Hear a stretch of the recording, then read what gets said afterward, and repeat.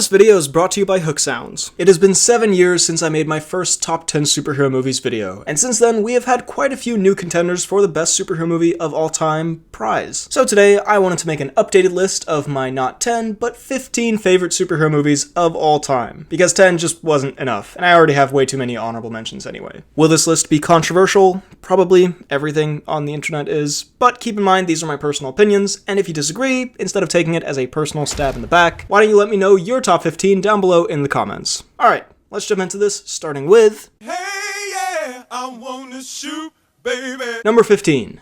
Deadpool. I feel like the fun and cultural impact of the first Deadpool movie has faded in people's memories over the years, and I'm not really sure why. It might be from the oversaturation of Deadpool and Deadpool-style content, of self-aware, raunchy, goofy superhero stuff. As a result, maybe people are starting to view this as a bit tired, but I'd argue that the first Deadpool is one of the most fun superhero movies ever made, and about as perfect of an on-screen adaptation of a comic character you're gonna get. A relatively simple origin story plot structure provides a canvas for funny jokes, memorable characters, creative ideas, and badass rated-R action. Ryan Reynolds as Wade Wilson is a casting choice made in heaven. The self-aware humor, especially at the time this came out, was hilarious and not overdone. And on that note, when this came out, this was pretty revolutionary for superhero films. An R-rated blockbuster superhero movie was a huge success, and was a great breath of fresh air when these movies were starting to become a little samey. So yeah, I think Deadpool gets forgotten a bit, but I'd put it up there in the top 15. Before we continue, do you like music, but do you hate it when you use music in a video and it gets copyright claimed when you put it on YouTube? Well, look no further than Hook Sounds, an original and highly curated royalty-free music library which creates useful and authentic stock music owning 100% of their rights, so you can use it in your content without having to worry about this, or even worse, this. It's affordable with an easy-to-use website and has tracks like this one, Crank Up Dreams, this one, Jazz Cafe,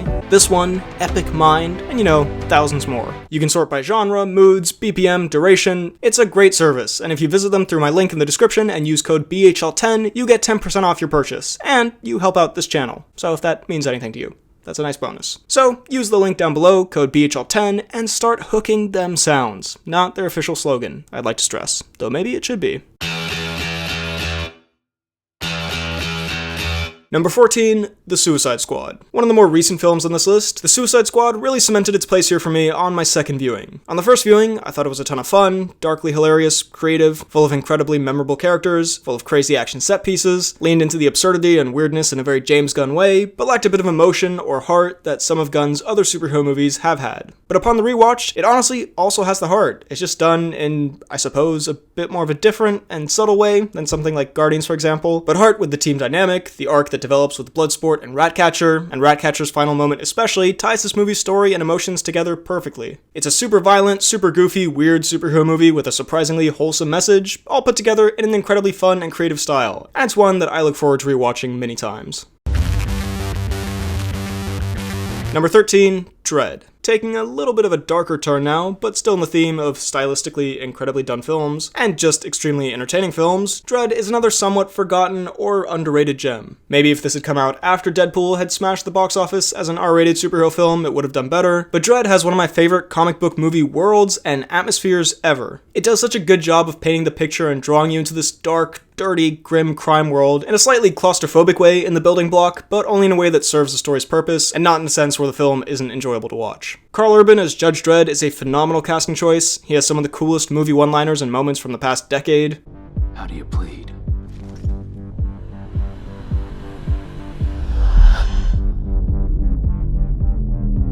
Defense noted. Lena Headey's a fantastic villain, all the casting is great in general, the effects are incredible, especially for a relatively lower budget superhero film, there's the kind of crazy violence you'd want from a Judge Dredd movie, it just does everything really, exactly right that you want for this kind of film. It would be extremely painful for you. Number 12, The Dark Knight Rises. And here's where people are probably going to start hating on this video, particularly this pick paired with the next one. But keep in mind, all of these movies are fantastic. That's why they're on this list in the first place. Although maybe actually people hate this movie. I can't remember what the general opinion is, but I love it. I think it perfectly captures that epic finale feeling that it was looking for. And for a superhero trilogy as epic as the Nolan Batman films, that makes it a pretty excellent film. I know the complaints, the ending isn't satisfying, Batman's barely in it, Bruce Wayne spends most of the film being caused pain by a rope like his name is Anastasia Steele, it's boring, etc, etc. I disagree that it's boring, and I think those other things are what make the film interesting. Yes, it isn't a typical superhero movie in the traditional sense, but it's a very compelling drama epic, and it features an interesting and satisfying arc for this familiar character to now have to go through. The action when it is there is phenomenal, and the fact that you had to wait for it makes it feel even more intense. Bane as the villain gets mocked a lot, but I also think he's a great addition. And I liked how the film ended, honestly. I thought it was a solid payoff for this version of the character. This is more of a Nolan film than a Batman film for sure, but hey, I think it's great. Number 11. Thor Ragnarok. I told you somebody would get mad. Ragnarok is above Dark Knight Rises. Ragnarok is on this list at all. Yeah, apparently this movie is controversial now. I saw some takes about Love and Thunder being like, this series went so down the drain when Taika Waititi took over. And I'm here thinking, what are you talking about? Like, yes, okay, a few visuals in terms of how it's shot and the lighting look a bit flat, and that's really all I'd complain about. A lot of the other visuals are awesome, by the way. But anyway, I rewatched all the Thor movies recently in preparation for Love and Thunder, and this movie is exactly what this character needed. In the Dark World, he is a boring character who doesn't have a lot going on. Now they did a total shift in tone, and it works perfectly. Hemsworth works really well as a comedic lead, especially with Taika's style of comedy. The film on the whole is one of the most laugh-out-loud MCU movies. It's so weird in a really fun way, and the general style that it took of this more 80s, but also metal, Norse type of vibe is so much fun. It doesn't take itself remotely seriously, and is one of the most enjoyable superhero movie experiences I've ever had. And that's why it's on my list. Number 10. Iron Man. Had to go back to the one that started everything for the MCU. And there's a reason this successfully kicked off such an expansive and game-changing franchise. Back when Iron Man was being made, Marvel didn't have the film rights to its most popular characters. So in making a film franchise based on its lesser-known characters, there was only one way to get people to see these films. Make them good. And they kicked it off perfectly with Iron Man, which contained a bit of risk in a lot of ways. Obviously the character wasn't that well known. For a blockbuster action film, they hired the director whose biggest film up to that point was Elf. They hitched the whole film on actor Robert Downey Jr., who was not the beloved star that he is now back then. Maybe I'd be a little more appealing if I got arrested with a hooker doing a suitcase full of blow in Vegas. Then people would And there's also the fact that they let the creative team behind it go make a movie where apparently a lot of the dialogue was improvised. And yet, it all paid off, with a badass superhero movie that people just couldn't help but love. The movie has funny and witty banter between characters, perfect casting, incredible visual effects that couldn't have done a better job in bringing the comic book suit to life, a great soundtrack, a compelling redemption arc, and again, the film is just cool. This is how you get people on board with a character they don't know. Make his movie awesome. So yeah, Iron Man kicked off everything for the MCU, and is still one of its best entries to date. But there never seems to be enough time. Number 9. X-Men Days of Future Past. Possibly because of how this franchise fizzled out, people forget how incredible some X-Men films were, and none more so in my opinion than Days of Future Past. This movie is a perfect fun summer blockbuster. You've got charismatic heroes, fun action scenes, overdramatic emotional moments that for some reason really hit me hard, and it had on top of that the added spice of seeing two casts of the same characters crossing over, in what is more commonplace now, but back then was relatively unprecedented. But the great thing about this movie is that it's not just built on, look, we got the casts to cross over, isn't that cool? The nature of the time travel story makes the crossover not just a gimmick and afterthought to sell more tickets, but an integral part of the story and how the characters evolve, and it's a really interesting story at that. Also, the Quicksilver scene, possibly the best scene in any superhero movie. Number 8. Avengers Infinity War. I was struggling when deciding whether to put Infinity War or Endgame on this list, because I think as an event film and a satisfying culmination and experience, Endgame had more impact, but as just a film itself, I think Infinity War stands on its own as a better made film overall. And it was still an insane event, don't get me wrong. But in a similar way to some of the films I've already talked about, this is everything you'd want from the conclusion to an epic saga of films, or at least the beginning of a conclusion. It divides the story into multiple different lanes, but it doesn't feel disjointed or all over the place. It's a coherent, interesting puzzle, with all of the individual storylines being interesting. Well, almost all. And it's very exciting when they eventually do cross over. It features one of the best villains in MCU history, and takes a risk by being told in part from the villain's perspective, including his triumph at the end, which was one of the most shocking cliffhangers in a mainstream blockbuster in recent memory. This movie shook up the MCU in a big way that most other big franchises wouldn't dare to try. It also has great battle scenes, obviously incredible visual effects, fun character crossovers. It had such insane hype around it, and yet it managed to live up to it. Quick reminder here that if you're enjoying this video, drop a like, subscribe, hit the bell button, and comment what your top 15 superhero movies are down below. Also after the video, check out my podcast, The Poorly Planned Podcast, movie, TV talk, bunch of fun. Alright, back to the video.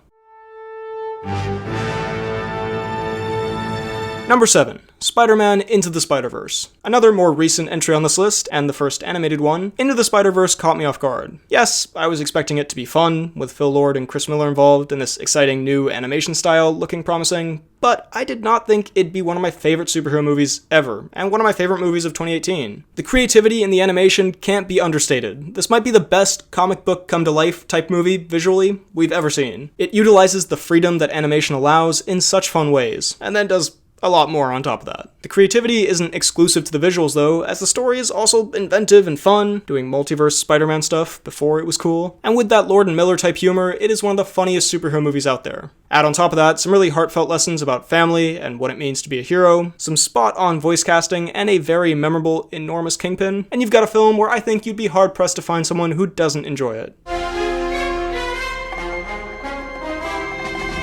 Number 6. The Incredibles. Another animated film, and I know this might seem like a weird addition here, given that all of these others are actually based on comic books, and this is a wholly original concept. But hey, the title is Top 15 Superhero Movies, and I'd say this is definitely up there as one of the best ones. This movie, I'd argue, just as a film, might be the best on this list. Like, all of these are obviously great movies, but a lot are really excellent superhero movies, specifically, and while this one fits the bill for that as well, just as a universal story and film that anyone can watch and enjoy, this one stands out. The family dynamic is the heart of this film, and it's funny that a crazy, action-packed superhero movie has one of the sweetest, most relatable, and most believable family dynamics in any film I've ever seen. The 50s and 60s mixed with futuristic style provides a very fun world for the movie to play in. The plot is complex enough to make it interesting while not being hard for children to follow. It's hilarious, well animated, and the action scenes are incredible. Yes, I did that on purpose, sue me. Plus, it has arguably the best superhero movie theme of all time, mixing that James Bond, Mission Impossible vibe with a triumphant superhero undertone. This is Pixar at its best.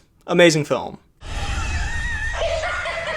Number 5, The Dark Knight. I know, rage, this is only number 5, how dare you, all that. It's my personal list, alright? And these top 5 are all amazing anyway. But on The Dark Knight specifically, it is phenomenal, obviously. I'm not saying anything people don't already think. And it's possibly the best made superhero film ever. In a similar sense to how I talked about The Incredibles being a great overall film that anyone can watch, this goes in a similar category, but especially just technically how it's made. Like in terms of all the technical aspects with sound, effects, cinematography, this might be the best of any superhero film. There's a reason for this movie's iconic status. Actually, there are a lot of reasons. It has the best performances in any superhero movie ever. Its tone and style worked and were done so well here that it influenced how Hollywood made movies for the next 5 to 10 years. The way Nolan took what was expected of a film in the superhero genre at this time and was able to pretty much fit it into another type of film entirely is very impressive and makes for an incredibly compelling drama action thriller that just happens to involve a superhero, while also not being ashamed of being a Batman movie. It's a great mix and a very hard line to walk, and this film walks it perfectly. There are so many iconic and memorable moments, scenes, lines, characters. It's dark but not without fun, it's intense and entertaining. Like I mentioned, there are a lot of reasons it's still regarded by many to be the best superhero film of all time.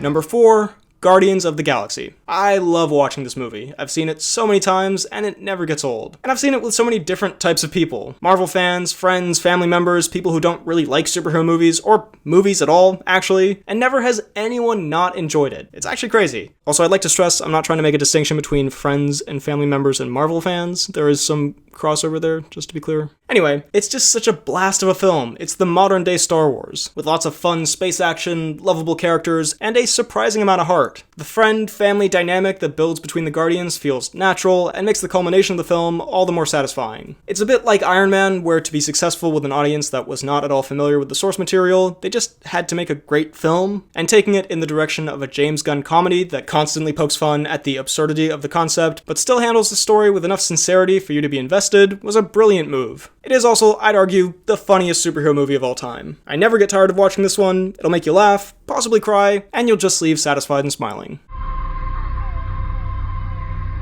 Number 3. Captain America: The Winter Soldier. I know I've mentioned this before, but let's just acknowledge how great 2014 was for superhero movies. Literally 3 of the entries on this list. And that's just so far. Who knows if Amazing Spider-Man 2 will be number 1.